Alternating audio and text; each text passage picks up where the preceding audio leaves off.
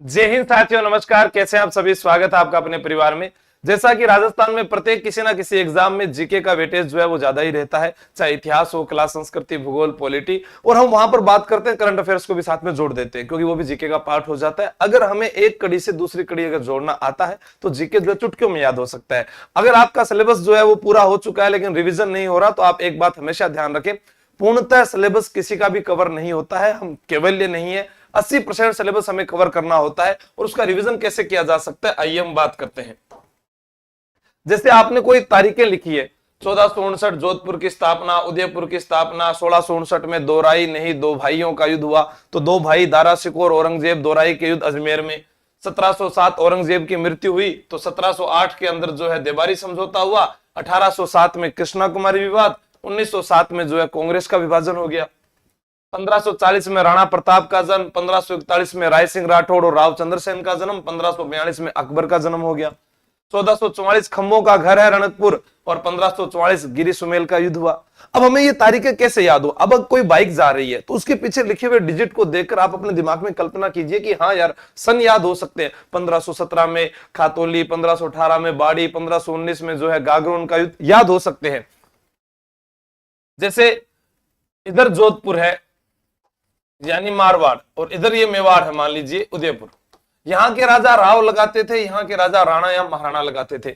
इधर चूड़ा था, उधर चुंडा था, इधर जोधा था, उधर कुंभा था। जोधा और कुंभा के बीच में आउल बाउल की संधि हुई क्योंकि इनकी बेटी थी श्रृंगारी देवी, उसका विवाह कुंभा के साथ हुआ।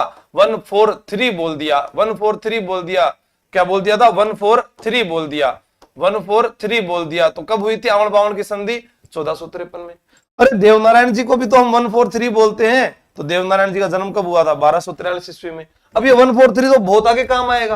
कैसे काम आएगा? जैसे सारंगपुर युद्ध में कुंभा ने 143 बोल दिया था महमूद खिलजी को, 1437 में सारंगपुर युद्ध हो गया।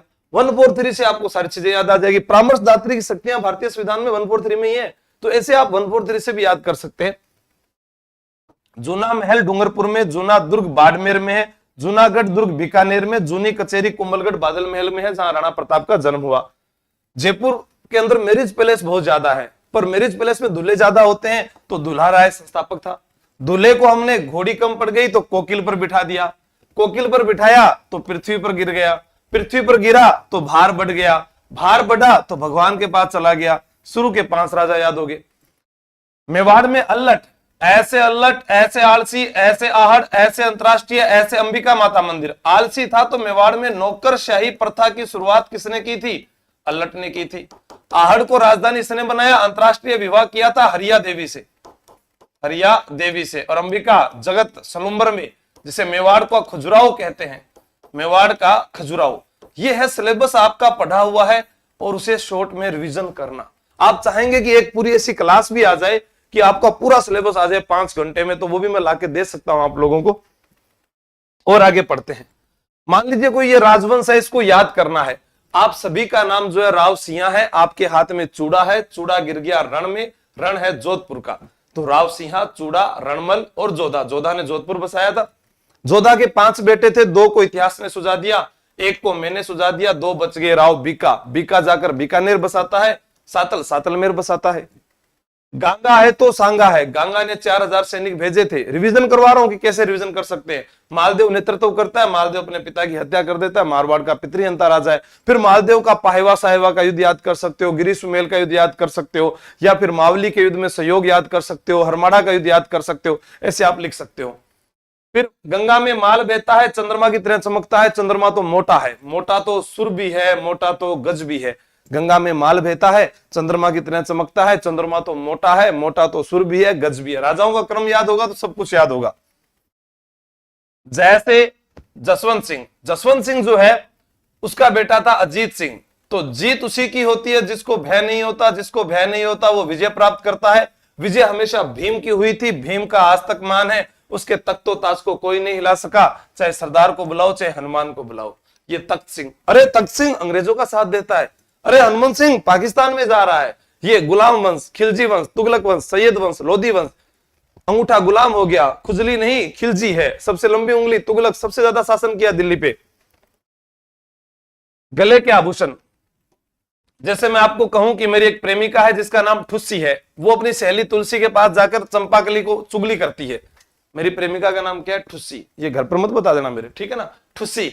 और फिर वो किसके पास गई? तुलसी। किसके पास चुगली करी? चंपाकली के पास। कितनी हो गई? 3। 3 से तिमणिया क्या बनाने लग गई? मटरमाला। अब कितनी हो गई? 5। 5 से पंचलड़ी, इनकी क्या बन गई? मंडली।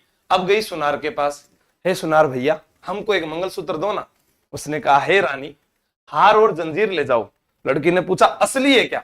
असली यानी हंसली है क्या? सुनार ने कहा, नहीं, हालरो और हमेल है, हालरो और हमेल है।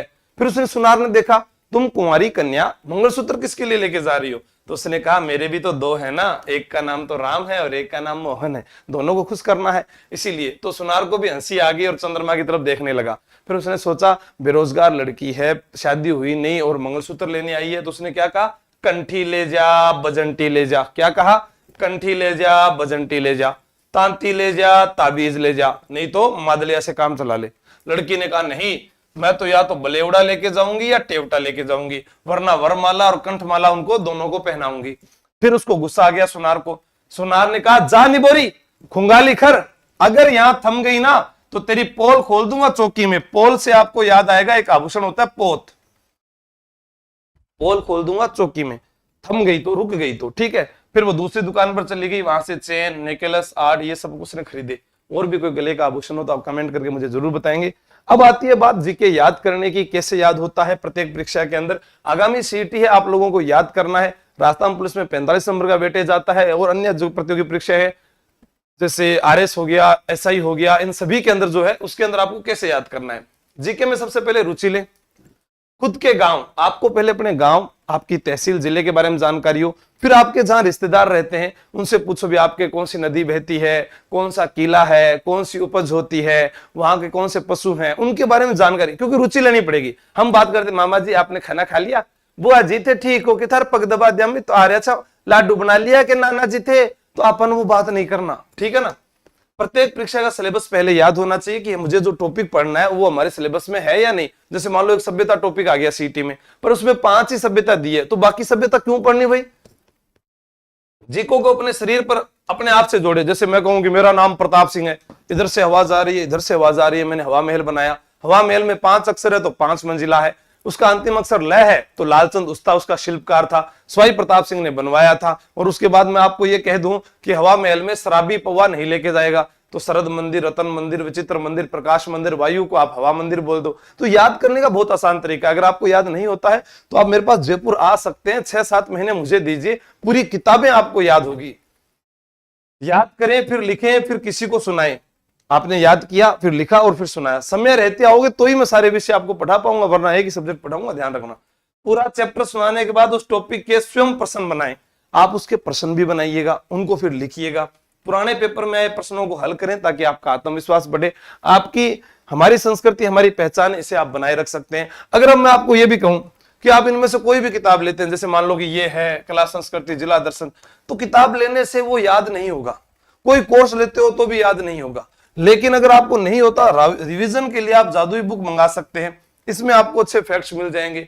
अगर आप पहली बार तैयारी कर रहे हैं तो जिला दर्शन आप मंगा सकते हैं, स्पेशल सभी आते हैं। अगर आपने पढ़ रखा है तो आप अभ्यास के लिए ये बुक मंगा सकते हैं। चलो सर आप तो फिर बुक के लिए आए थे, चलो मान लो इसको हटा दिया मैंने, ये लो, बाजार से कोई भी बुक ले आओ, आपका मन करे वो ले आओ। कोई बुक आपको याद हो सकती है अगर आप उसका अभ्यास करेंगे तो। लेकिन अगर आप ये कहें मुझे कि एक स्पेशल जो है आपके लिए बुक आ जाए, शॉर्ट बुक, जिसके अंदर ये सारी बातें लिखी और कहानी के माध्यम से आपको, वीडियो के माध्यम से वो मिल जाए, तो मैं आपको जीके याद करवा सकता हूं। 1 महीने में आपको लगभग जो है 5000 प्रश्न मुंह जुबानी याद होंगे। अगर आप तैयार हैं तो कमेंट करके जरूर बताना, मैं कोशिश करूंगा उस काम पर। अगर आप साथ देंगे तो जय हिंद, जय भारत, मिलकर आगे बढ़ेंगे। Thank you. हंसते रहे, मुस्कुराते रहे, मम्मी पापा ने दो बोल दीजिए।